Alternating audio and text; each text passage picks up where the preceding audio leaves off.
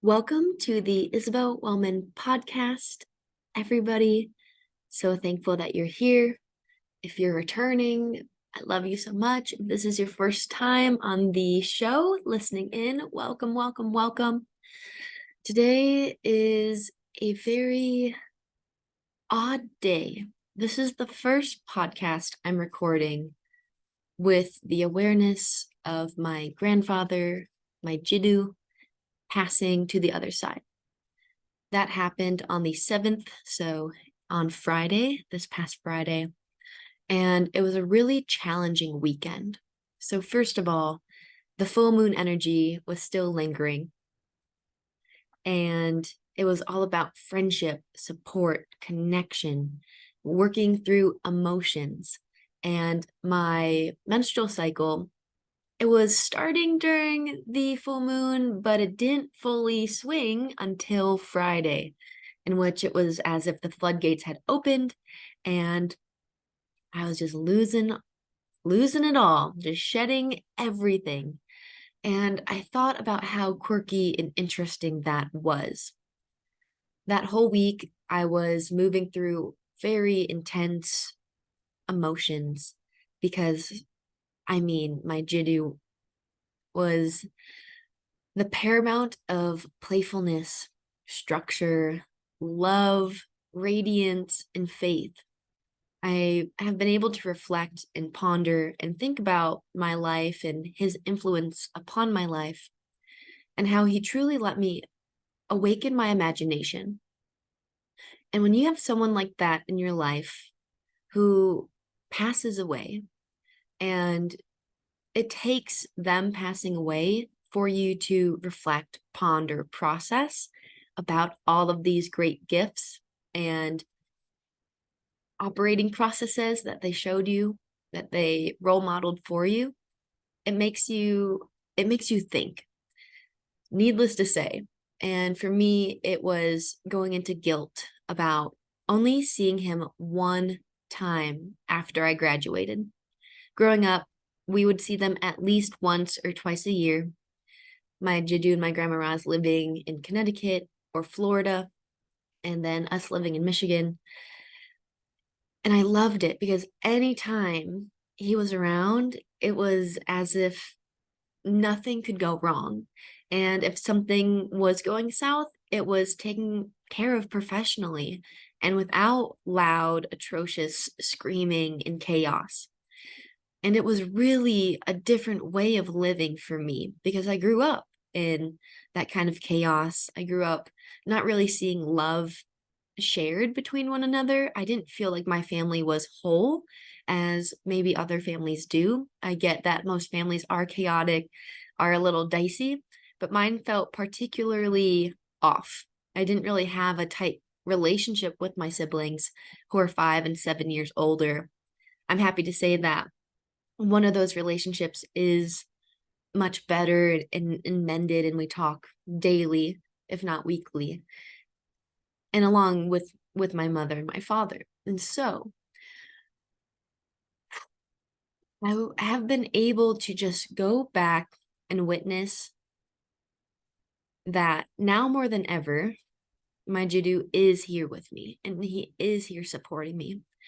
And he is here to help me push past my edges that are scary, that I'm afraid to push past, because that is where my growth lies. And I want this episode to be a little bit on the shorter side, but it's going to be a heavy emphasis on allowing ourselves to go beyond our limits and our shame and our guilt and our fear, and to stop holding ourselves prisoner to life.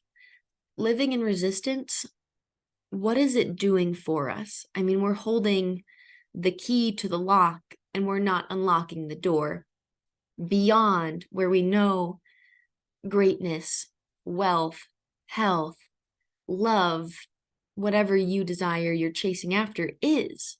We are the ones holding ourselves back. And so I process grief a bit differently, and I was beyond blown away by the amount of love and support that flowed into my Instagram inbox, my text messages, phone calls.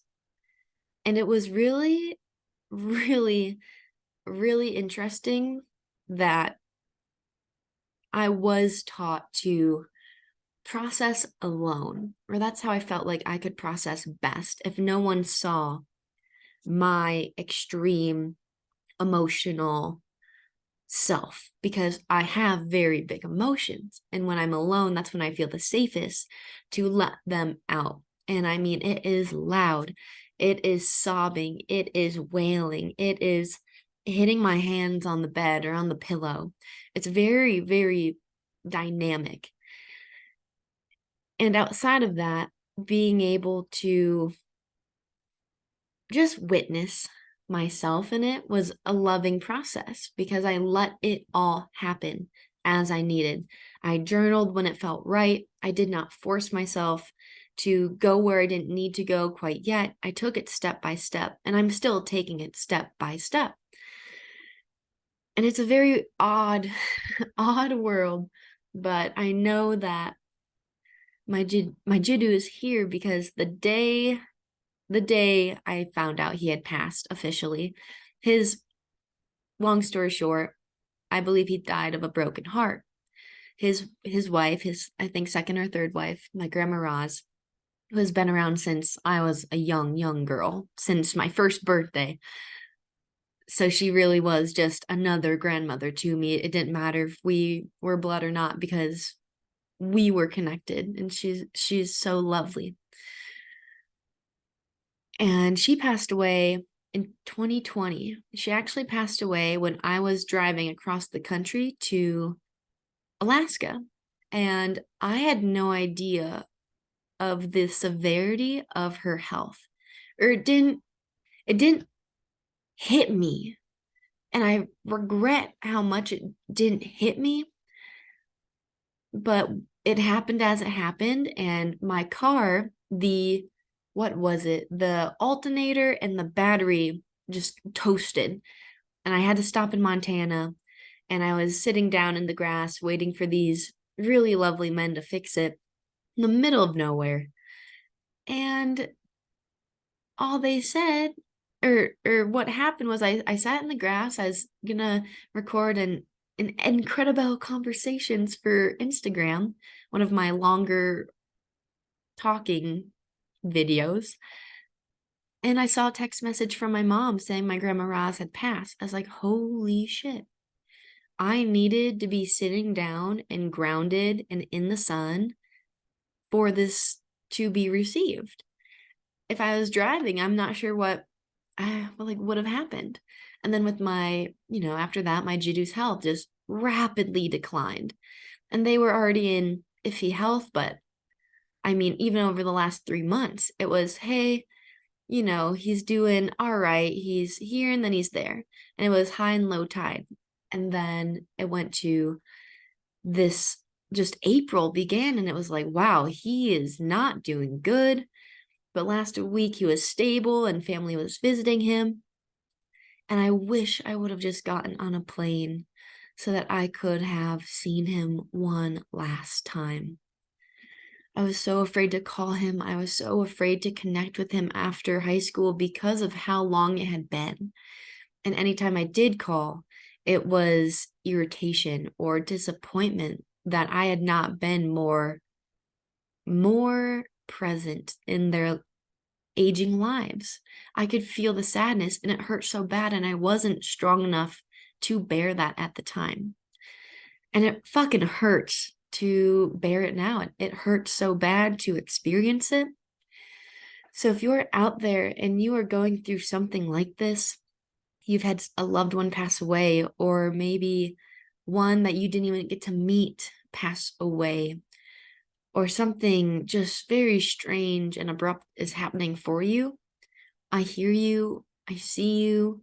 Everything you're feeling is valid, and all we can do is continue to move on, continue to grieve, to fully experience it whenever we need to excuse ourselves from group events where we might be out with friends, where we're trying to actively be participating in our lives, but we aren't feeling okay. It is okay for you to step away from that situation. It is okay. That's how I felt this weekend. We were trying to have this going away gathering up in this little town an hour away from us with some friends, and I couldn't get into dancing. I could not get into the mood. Drinking was just not a thing for me, and nothing felt right. And my friends knew. However, I just felt like a party pooper, and it wasn't that I needed to feel bad. It was just me needing to communicate, hey, I'm just not feeling it. Let's go home. Let's go to bed. Let's sleep in the truck. Like, let's just clock out. This is going to be fine. And so permission to be so gentle with yourselves, especially because we are now moving to I believe, solar eclipse in Aries. So we're switching from the Taurus Scorpio axis into the Libra Aries axis. And it's going to be all about how we take initiative in our lives and balancing how we take initiative of relationships in our lives and how we collaborate, how we go ahead and be the warrior for what we want, and merging those two together, really alchemizing in the flame, letting ourselves go and be devoured, and let our sorrows be devoured so that we can be reborn. So many little ego deaths. So today I want to read a little passage in this book that I'm reading called The 5 a.m. Club by Robin Sharma. And the little logo at the bottom is Own Your Morning, Elevate Your Life. And this book is a story, which is, I like the format. It's not just a self-help book. It is a story of two characters from opposite walks of life meeting this guru, not even guru, but just this industrialist, this magnate, this human that is so advanced in his life, wealthy as ever, but so kind and isn't obsessed with the title of his name or what he does.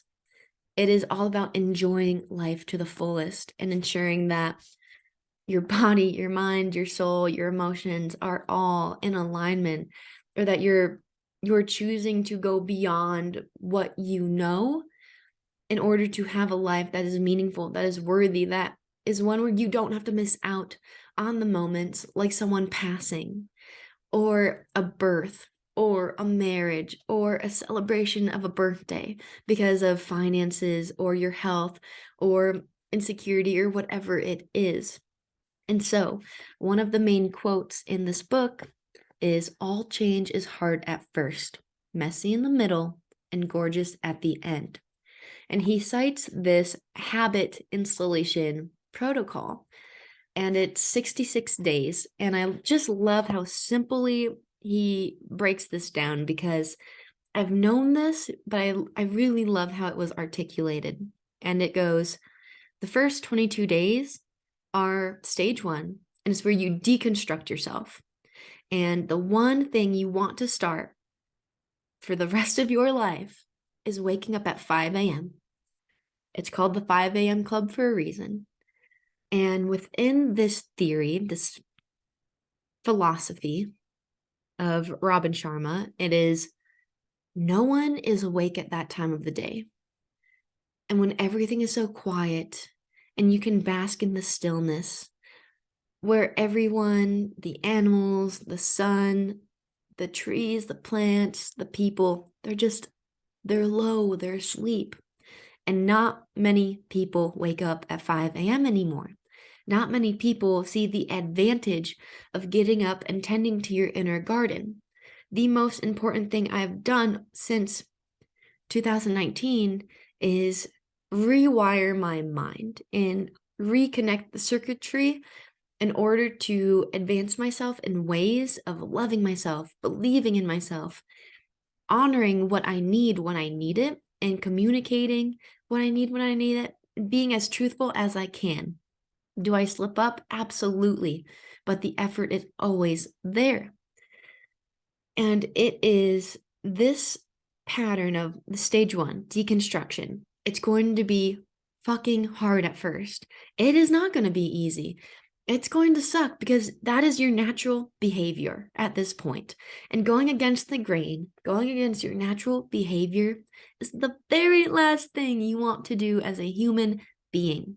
Because our brains, gosh, I'm learning so much. I'm in Paul Chek's Czech Institute, Czech Academy, and I'm diving into the anatomy, the physiology, chapter 1, and just the very, very low-key knowledge on the brain and the different lobes and the different parts of the sphere that activate and operate to bring in the whole brain, and the different parts that help us with this. Well, when we're going in and we're excavating, we're deconstructing, we are pulling apart ourselves. And if you ask me, I don't think anything likes to be pulled apart. Maybe like silly putty, because that's the purpose of it. But if you pull on someone's arm and then their leg and then their hair, they're not going to feel good. It's good. You're going to hear a scream. They're going to get pissed off at you. That is what your brain is going to do. That's what your ego is going to do. Your ego is going to say, fuck that, lay in bed, be cozy, be comfortable. And if you want to be masterful, if you want to go further in life, if you want to make a name for yourself outside of being an internet sensation, which no judgment whatsoever on that. I'm just saying, like, hey, to go beyond that, you have to do different things. You have to be seen in the world, in the physical. And when you can do that, when you can speak to 10 people, 1 person, 20 people, a room of 500, and you can speak with discernment and integrity and confidence and calmness and genuinity, whatever word that is. You say it with appreciation, gratitude for life, that you're only there to let everyone else know what you've learned. Wow, you are going to move. You are going to become an icon, which is not just a one-hit wonder. It is a repeated effort of them being seen as this type of person. A really great example of this is Deepak Chopra, because he has been in this, I forget how long, I think it's upwards of 30, 40, 50 years of him writing over, I believe, over 20 or 30 books by now. Him being this leading educationalist in the spiritual medical field, bridging the mystical and the practical. It is a beautiful, beautiful example. And in this book, I want to find exactly where it is.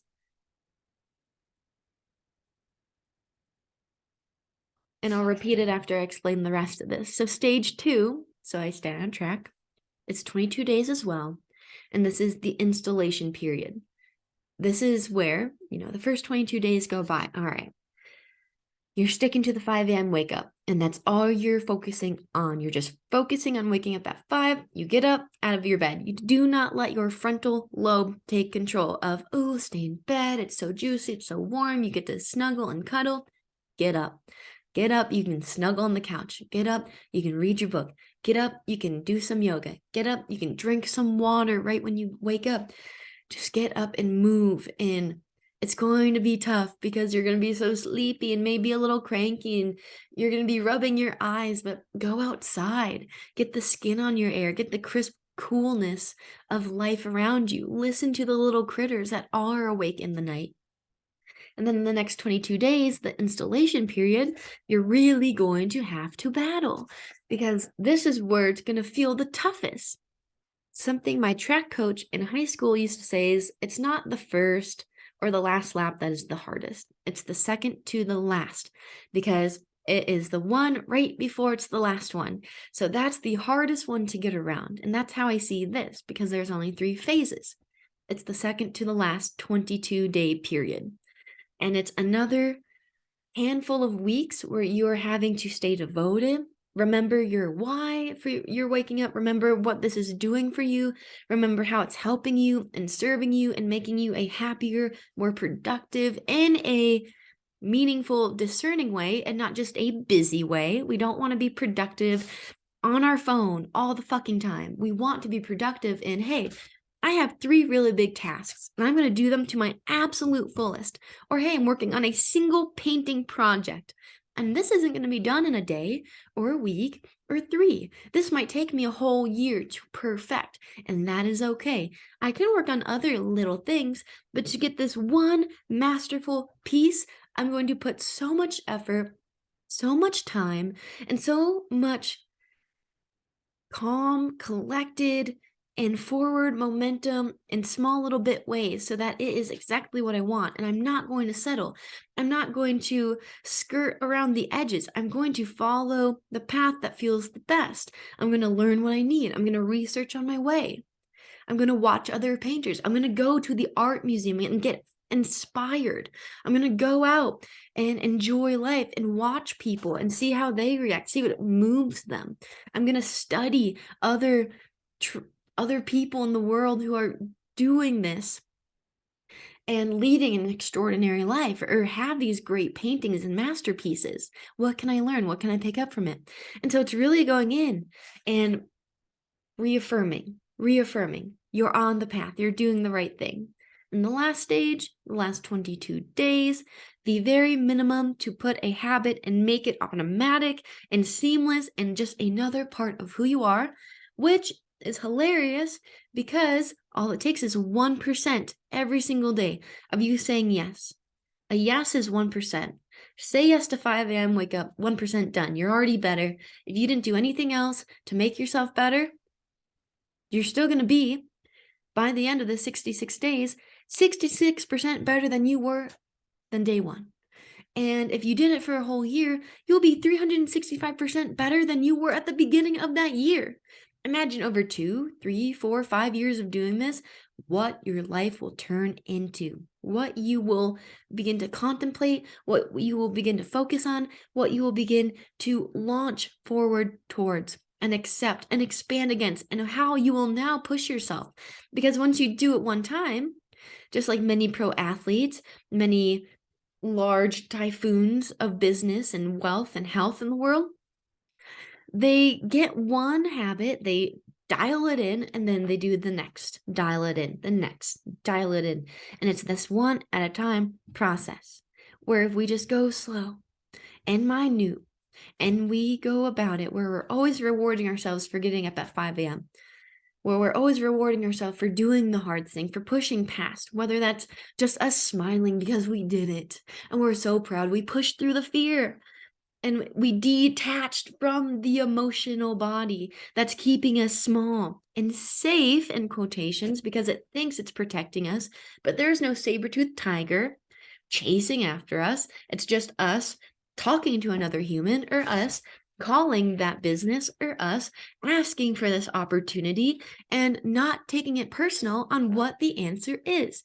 And so you get to these last 22 days and it's the integration period. This is where it all really begins to get molded into you.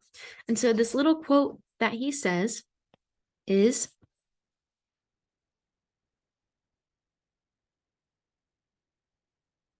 "See here, all change is messy in the middle. Stage 2 is called installation because it's like you're going through an interior renovation of sorts. Former foundations need to be torn down so that much better ones can be put up. This stage, you will feel confused, stressed out, and frustrated. You'll feel like quitting even more and dismissing your decision to join the 5-man club as a terrible one. You'll long to go back to staying in your warm bed, counting more sheep, and just know that when you trust it all, this is good. Feeling this is very good. And though you can't see it, you're advancing even further into the habitation of making the early rising routine yours for the rest of your life. Things are about to get easier. You're just going through the second stage of the procedure.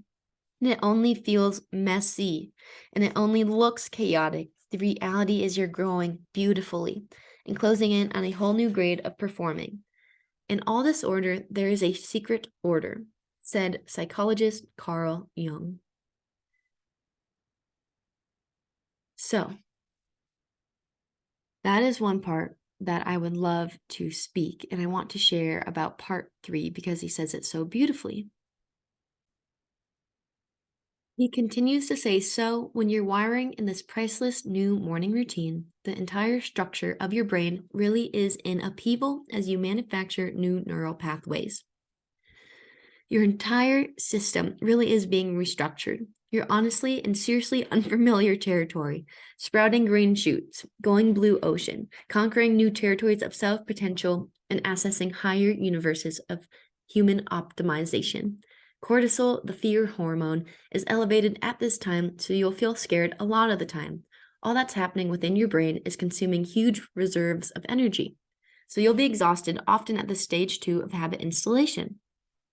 The ancient sages, seers, and philosophers called such a profound personal transformation the dark night of the soul. What was once a caterpillar is messily, yet almost magically, becoming a butterfly. The mystics wrote of deep and real change as a journey involving a series of little deaths. The old you must die so a better you can be reborn. This is a total upgrade, in other words. And I love how this book is reminding me of my love of challenge, of pursuit, of doing what is tricky, what is hard, what is scary. And it's exactly why I'm so in love with growth and helping other people achieve and showing people how possible it is. If I can do it, you most certainly can do it. Some people may need a little bit more support than others or a little bit more push. And this is where I love astrology. It's my tool to navigate, oh, I'm a really fiery person, so this is really easy for me. However, finishing out to the end, that's the hard part. I'm really good at starting, but I can lose momentum because I get bored or I see one little hurdle and I'm like, all right, maybe not. Switch and I'll start on a new project, which is not the way. There's no one night success that is truly profound and magical and long lasting. The final little bit I want to read to you is this final stage is when it all comes together. So in stage 3, the integration phase. And you get to experience the benefits of your fantastic commitment to being a lifetime member of the 5 a.m. club. You're nearing the end of the roughly 66-day period required for the human brain and being to encode a routine. So now it's success time. You advanced through the initial disruption, you've made it through the dangerousness and chaos of the middle phase, and you've come out the other side stronger, more skilled, and with greater intimacy of your most supreme and invincible nature. You're now the next version of your greatest self, able to bring on a bigger game, influence more people by the glorious power of your example, and be more useful to the world because you've owned more of your primal heroism.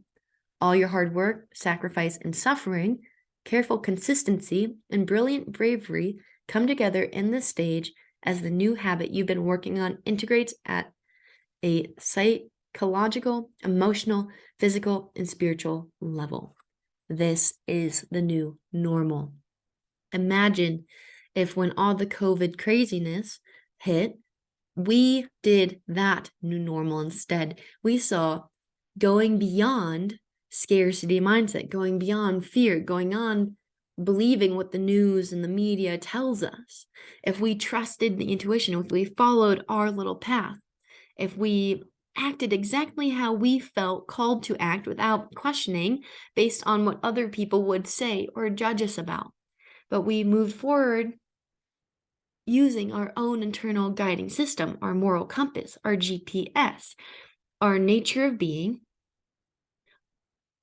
our emotional expression, our spiritual connection, and our word, because they all connect to one another wherever you're starting.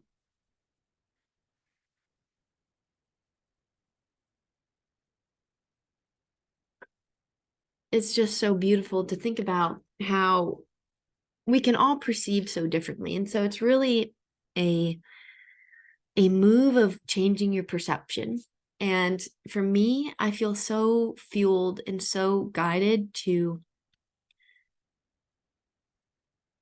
be bigger, to do scarier acts in each day that I live. Because is it really going to kill me? And probably not. And the more you practice small acts, the easier it becomes. At the beginning of the year, I had a goal of asking 10 people to come on the podcast as guests. And I was so afraid to do it.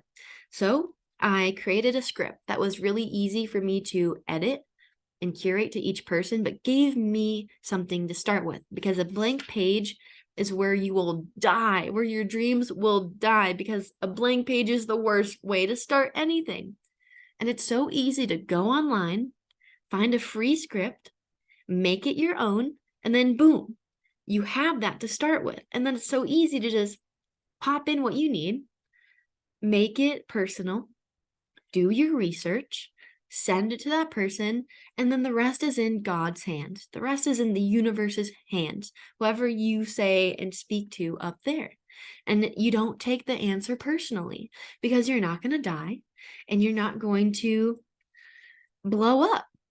But what you might want to do is recognize that however the person responds is a reflection of where they are at in their life. Not of you, not of your invitation, not of what you stand for. And if they don't align with you, then that's all right. It's probably for your best interest as well. And for them to have the integrity to say, hey, this isn't in my best interest. Wow, you're being met with a really strong and in aligned person, which is fantastic.